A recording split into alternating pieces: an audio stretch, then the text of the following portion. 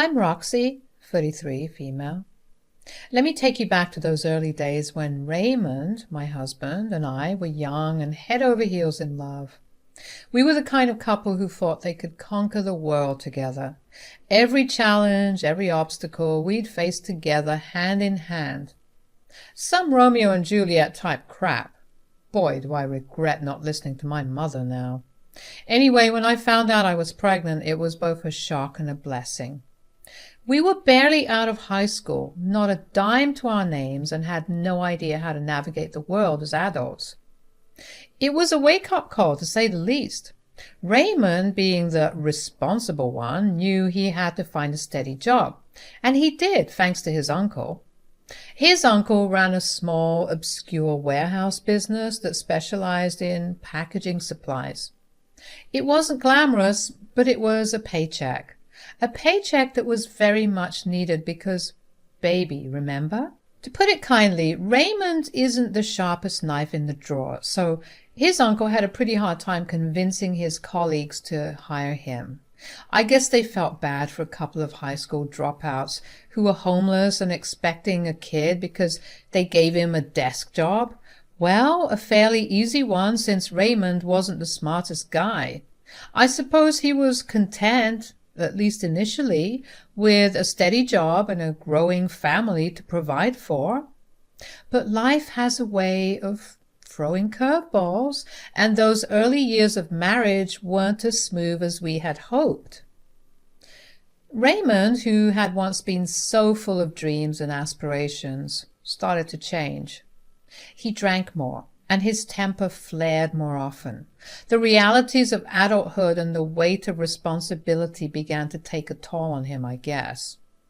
Our relationship suffered. What was once a bad romance had turned into bickering over bills, chores, and the everyday routines of life. We had to let go of those big, stupid dreams of our youth. Those dreams of traveling the world, starting a business together, and living in a big house felt like distant memories. Now I'm 33 and Raymond is 35. He's still working that same job at the warehouse, still handling the bookkeeping. It's a meager income, barely enough to keep the lights on and food on the table, especially because he wastes most of his income on booze. We've had to stay in trailer parks and in crowded, run-down apartments from time to time, but we're getting by. Our fights were like a broken record playing on repeat.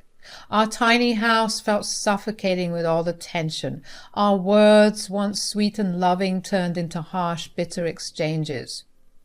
Our baby, the one thing that should have brought us closer, ended up living with my mom. It hurt like hell, but I couldn't let our kid witness the chaos. Our arguments got nasty, real nasty. The air was heavy with accusations and name-calling. I'd call Raymond out on his spending habits, telling him straight up that he was ruining us financially. I begged him to step up and think about the family, but he'd throw it back in my face. "It's my money, Roxy. If you want more, go get a job. Stop bothering me and telling me how to spend my goddamn money." The irony was rich. I knew I needed to pitch in, but it wasn't as simple as it sounded. I didn't have the connections Raymond did, and finding a job was like searching for a needle in a haystack. I scoured job ads and sent out application after application, but all I got was radio silence or rejection letters. When I did score a gig, it was never great. Cleaning other people's homes, babysitting for folks who couldn't or didn't give a damn about their kids. I'd come home exhausted, my hands torn up from scrubbing, my eyes bloodshot from the incessant cries from the kids I babysat, but it barely covered our bills. Raymond would just scoff at my hard work, making it seem like peanuts. The more we fought, the further apart we drifted. We were like two ships passing in the night, wanting more, but clueless about how to get there together. I miss the old days when love felt like all we needed to conquer the world. Raymond's no calling at work policy was one of those things that drove me crazy. He'd drill it into my head, making it clear that under no circumstances should I ever ring him up while he was on the job. It wasn't like I enjoyed interrupting his workday, but I couldn't help but worry about emergencies or situations that might require his immediate attention. I remember this one terrifying incident that still gives me shivers. Our daughter's throat had started swelling up and she was having a hard time breathing. Panic washed over me, obviously, and I called Raymond, praying he'd answer. No response. I left frantic messages telling him it was urgent, calling him again and again, trying to tell him that our baby girl needed medical help, and still not a peep from him. Hours felt like days, and by the time he finally came home, I was a mess of nerves, of course. I rushed to the door, ready to spill out what had happened and ask for his support, but he cut me off before I could even start. I don't know what's wrong with you. I told you not to call me when I'm at work. What? Ugh, are you really as stupid as you look, Roxy? Never call me for anything stupid again. I don't care what you think is an emergency. I'm at work, Roxy, working my butt off to bring in money for this family. You better learn how to deal with things yourself. Those words hit me like a sledgehammer, dude. I had no idea that someone could be so cruel, especially when it came to the health of their daughter. Life was just getting worse after that hospital episode with our kid. Raymond and I hardly talked anymore, and when we did, it was nothing but bitterness and anger. Truth be told, I'd thought a lot about leaving him, escaping from this messed up marriage. But here's the deal. I was trapped. I didn't have a secret stash of money for a rainy day. Most of what I earned went straight into our shared bank account. And Raymond watched it like a hawk, and let me tell you, he wasn't thrilled when he saw our balance going down. I had to be sneaky about it. I started saving a little here and there, tucking cash away whenever I could. Raymond, of course, noticed our finances changing. He didn't hold back, telling me I was lazy and worthless for not pulling my weight. Those words hurt like hell, but I had to suck it up. I had a plan. My aim was to save enough money to survive for a few months without Raymond's income. It wasn't going to be a cakewalk, but I had to do it, not just for myself, but for my daughter too. I couldn't let her keep growing up in that toxic mess. So I kept at it. I worked like crazy, took extra shifts, babysat when I could, and squirreled away every dollar I could find. The path ahead was hazy, but I knew I had to take the plunge. I needed to find a way out of this never-ending nightmare, even if it meant stepping into the unknown. One day, I guess unsurprisingly, Ray and I got into it about my level of income. We were sitting in the dimly lit living room, our daughter tucked away in her room asleep, and Raymond stared at me with those bloodshot eyes of his breath reeking of cheap whiskey. You're a real piece of work, Roxy. You hardly bring in any money anymore. You're so useless. I couldn't take it anymore. The anger, the frustration, the hurt, it all bubbled up inside me. You know what, Raymond? You think I haven't been pulling my weight, but the truth is I've been saving money. Yeah, I've been holding out. What the hell are you talking about? You heard what I said. I'm sick of living like this, living with an idiot like you. I gotta get me and my baby out of here. You think you can leave me, Roxy? You don't have the guts. We argued for what felt like hours, trading harsh words and bitter accusations. It all came crashing down when Raymond slammed the door behind him, leaving me alone in our wrecked living room. I collapsed onto the couch, tears streaming down my face. I felt trapped, hopeless, and more alone than ever. I knew I couldn't turn to my friends or my mom for help. I didn't want to burden them with my problems, didn't want to seem weak or needy. So I wiped away my tears and stared at the cracked ceiling, determined to find a way out of this mess on my own. Months had gone by, and every time I'd bring my small funds to the table to add to the family funds, Ray would either yell at me and accuse me of still holding out on him. I had to lie and say I was bringing everything to the table and that I'd stopped my shenanigans. It took me a while to convince him of this lie, but eventually his bitterness turned into laughter. He'd scoff at my attempt to leave him, often gloating about how he was the backbone of this family and everyone relied on him. Little did he know I was still stowing away some cash on the side because I had no plans of giving up my dream of escaping that hellhole. Then the best, worst day of my life came around, and boy, you wouldn't believe what happened. I was in the tiny kitchen trying to whip up something for my kid when I caught sight of the dinky TV we had in the corner. The news came on. It was showing a building totally on fire, smoke going everywhere, and guess what? It was Raymond's workplace. At first, I couldn't believe it, I thought maybe, just maybe, it was some other place, not his office. But the truth was hard to ignore.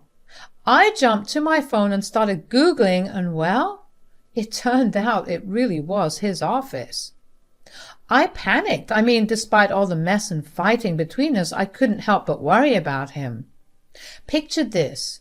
Him trapped in that blazing nightmare, struggling to get out. I also thought about our daughter. How would she feel if she lost her dad like that? I couldn't let him die, no matter how much I resented him. Fear took over everything. So obviously the next logical thing for me to do was to call his phone, right? This was an emergency, and despite his stupid rule about not calling him, one would think that that wouldn't apply in this case, right? Wrong. You see, when I finally mustered the guts to call him, I couldn't even say a word. He was like, "Roxy, I told you not to call me at work. Why are you so stupid?" "I know about your stupid rule, but I'm in a meeting. Get off my phone." "Raymond, listen." But he didn't get it. Just went on this rant about how I never respected his job, how I made his work life a living hell. I tried to cut in to make him understand, but nope, he wouldn't stop. And then, while he's still in the middle of this rant, I hear it. A soft, sweet voice in the background. "Hurry up, baby, I miss you." What the heck? Who the hell was that? Before I could even say a word or wrap my head around what I just heard and what was happening, Raymond abruptly hung up. I was just standing there holding my phone, looking like Boo-Boo the Fool, like what the heck just went down. In our tiny trailer, I started pacing back and forth, the old linoleum creaking under my feet. Man, that room felt like it was closing in on me. I had this heavy feeling in my chest, and tears were just waiting to burst out. My husband, the guy I'd known for years, my high school sweetheart, had not only just turned into a total stranger, but a lying, cheating one at that. As I sat down on our worn-out couch, tears streamed down my face. I couldn't help but replay the last few years in my mind. It was in that moment of pacing, my mind racing 1,000,000 miles a minute, that it hit me like a ton of bricks. The reason Raymond had that stupid no calling at work policy wasn't because of his precious meetings or his work ethic. It was because he was off somewhere else, cheating. Seriously, he had no clue about the fire at his office building, which meant he sure as heck wasn't anywhere near it. He had to be at his mistress or girlfriend's house, cozying up with her while the place he supposedly worked at went up in flames. The rage inside me started boiling like a kettle ready to burst. Cheating? That was the ultimate betrayal. After everything we'd been through, all the highs and lows, I had thought that he'd at least be decent enough not to cheat on me. But in hindsight, I felt like the world's biggest fool for not seeing it coming sooner. Fury coursed through my veins, and I knew I couldn't handle this mess on my own. And that's when I made up my mind. I started packing my things, and you know what? I decided to pack up all Raymond's stuff too. If he wanted to cheat on me and destroy our family, fine, but he wasn't going to get away with it easily. I had plans, big plans. I was going to sell every last bit of his junk to make some extra money, and I didn't care if he ever saw it again. I didn't care if he ever saw his baby again. And I damn well didn't care if he never saw me again. It was time to turn the tables, to take control of my life. The anger fueled me, and as I stuffed all of our crap into boxes, I felt a newfound sense of determination. But the burning question remained. What was my next move? How was I going to get out of this mess and create a better future for my daughter and myself? So there I was, hauling boxes of our stuff out of that run-down trailer. It felt like the weight of the world was on my shoulders, but for the first time in a long while, I felt like I was taking control of my life. I drove over to my mom's place with all our stuff, realizing that I couldn't do this on my own anymore. I broke down and spilled everything to her.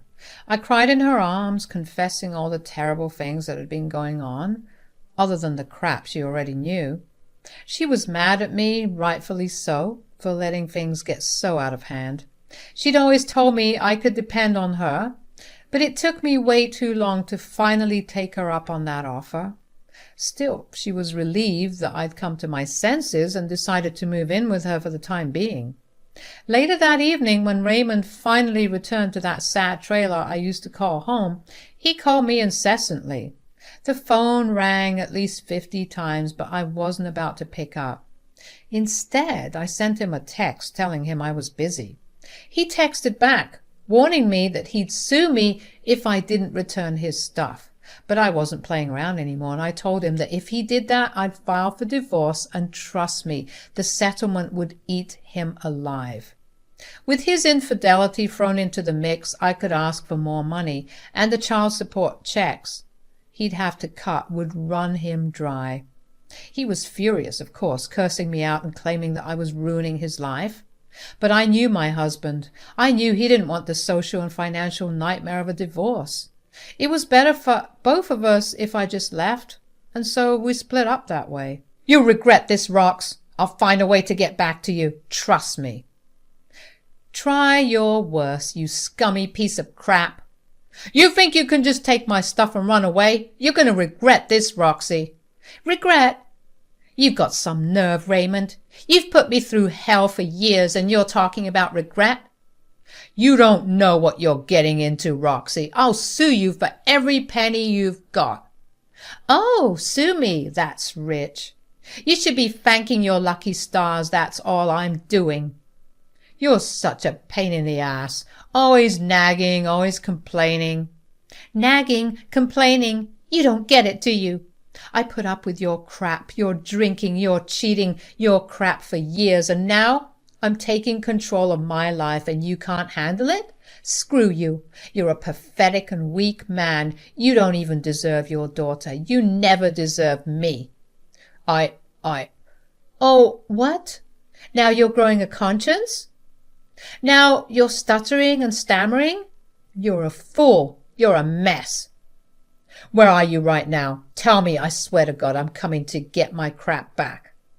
I'm at my mother's. Send me the location right now. It's worth mentioning that my mother moved to a new place and he didn't care enough to get her new address. That's just how disinterested and neglectful he was. No, screw you. What? Stop screwing around, Roxy. I'm being serious. Send it right, okay? You didn't care enough to get her address when she moved, so that's your problem. You regret this. Regret?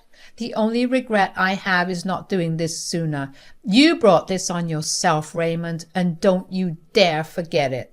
The next few weeks were both a relief and a struggle. My mother was so gracious, and my daughter and I stayed there for several months while I tried to piece back my shattered life. I found a small apartment for my daughter and me, and I was working multiple jobs to make ends meet. It was tough, but it was also freeing. Because I was still very obviously bitter and resentful, I decided to give Raymond a taste of his own medicine. I know I said I'd only take his crap and leave him with nothing, but that wasn't enough. I took to social media and exposed his cheating, his lies, kind of like how I'm doing right now. And the way he'd made my life a living hell. The response, surprisingly, was overwhelming. I essentially blew up my little Facebook community. People shared, commented, and even sent messages of support. Raymond? Well, he became a social pariah in no time. Then, the icing on the cake. I heard through the grapevine that he got fired from his job. Apparently his uncle, who had put him onto the job in the first place, decided it was better for business to cut ties with Raymond. They didn't need the extra drama, especially after the fire fiasco, which was, ironically enough, caused by the company's negligence. I couldn't help but grin ear to ear when I heard that. It was like karma had finally caught up with him. Raymond had reaped what he'd sown, and I wasn't going to feel sorry for him. In fact, I was starting to feel like life without Raymond might just turn out to be a whole lot brighter. One day, as I was juggling my jobs and my daughter's school schedule, I caught a glimpse of myself in the mirror. I was exhausted, my hair was disheveled, and there were dark circles under my eyes. But I was also smiling. It was a genuine smile, something I hadn't done in years. I realized that leaving Raymond had been the best decision of my life. I was finally free from the toxicity that had been drowning me. I was taking care of my daughter, and we were building a new life together, one that was filled with love and support, not anger, neglect, and resentment.